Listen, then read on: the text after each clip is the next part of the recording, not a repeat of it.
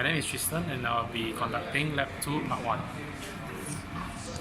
So as you can see here, this will be the wiring for the 74HC74 gate. So here we will see that both the data input and the clock input will be using the inputs, we'll be doing the inputs manually, and the set reset will be connected to the VCC, and we'll have the Q output connected to an LED module. So if I were to press only the one input, it will not light up. So if I press both inputs, it will light up. And if I only press the clock input, it will switch off. And of course, when I try it again. So now I'm going to explain the circuit for the temper switch using the D flip-flop.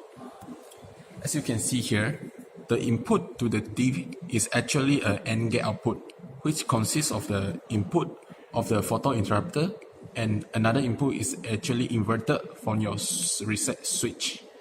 That means if we look at the truth table, when there is no signal or there is no output for the photon interrupter, the input to the D is 0. Therefore, the output of the flip-flop is 0. This will be same for the second case.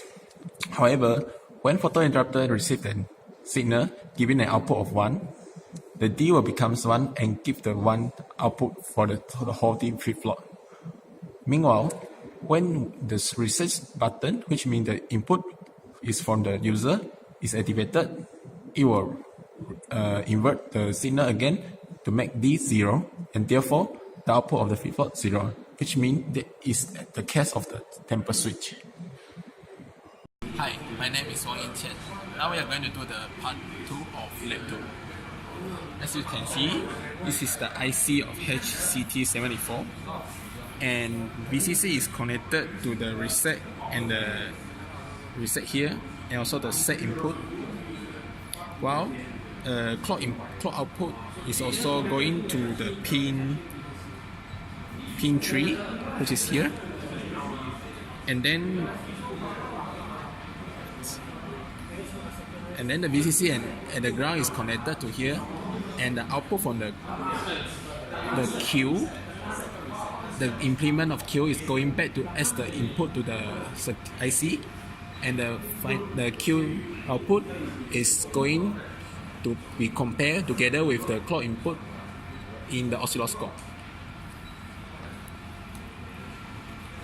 So the clock input has the frequency of 500 kHz, while the Q output going from the IC is 250 kHz. Hi, I'm Jonathan, and I'll be explaining about DED Lab 2 Part 3, which is counter from 1 to 6. So as you can see, for this circuit that has been done, VCC will connect to here, which will be connected to the first VCC, which is the IC161, the white color white color VC, and another white will be going to the master input. The third VCC will connect to the NAND gate, which I will talk about it later. So for this circuit, actually we only need one input. That's the reason why this yellow wire is here. So it will connect to D0, which will make it to 1. And over here, the white long wire will be connected to the clock, which is set to be 1 Hz. So as I said before, there is only one input. So D1 until D3 will be connected to ground, and the clock will be enabled through pin number 7 and pin number 10, which is count enable input and count enable carry input. Now they will loop to each other to enable carry and to enable increments of counting. Example 1, 2, 3, 4, 5, 6 instead of 1, 1, 1, 1, 1. And all of that will be connected to this red wire, which is the switch module, which allows it to start counting or stop counting in this case. And for this part, we want to calculate, but to count from 1 to 6. So, but we have 4 inputs, so it's able to count until 15. The way we stop at 6 is through Carnot map simplification and SOP. So at the end, we'll get bracket Q1 and Q2 prime, which coincidentally is a NAND gate. So Q1 output and Q2 output will be connected through the yellow and red wire over here down to 74C00, which is dual input NAND gate, and the output will be the blue wire. Now the output goes back to parallel enable input active flow. This is because after it counts until 6, which is both will be 1 and 1, and the output will be 0. So the output will go into here, which is the PE, as I said before, and when it reaches 0, it will restart 1. So I will now demonstrate.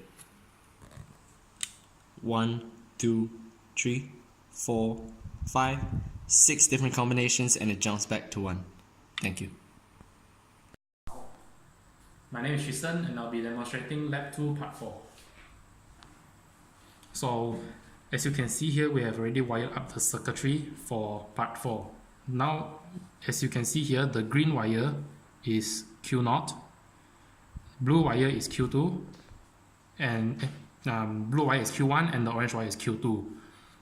So for Q0, we directly wire it to the LED module A.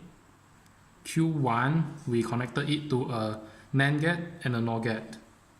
Same goes with Q2. We also connected it to a NAND gate and NOR gate. And also Q2 is also directly connected to LED module part C. So if we have the three inputs, if we press it in such an order that it will actually produce the die module to show the row of a die from 1 to 6. So if I were to press 1, 2, 3, 4, 5, and 6. Thank you. Hi, I'm Wang Yanqian. Now I'm going to explain the part 5 of Lab 2, which is the continuer of part 3 and part 4. So this is the connected circuit. So when the CEP, which is the switch, is pressed, it will start counting. So when I start press, it will run for 1 to 6. This is 1, 2, 3, 4, 5, 6, and it will go back to 1. So same will go to the die for 1, 2, 3, 4, 5, 6. So to run as a electronic die, I will increase the frequency so that when I press, it will randomly show any value, just like a die.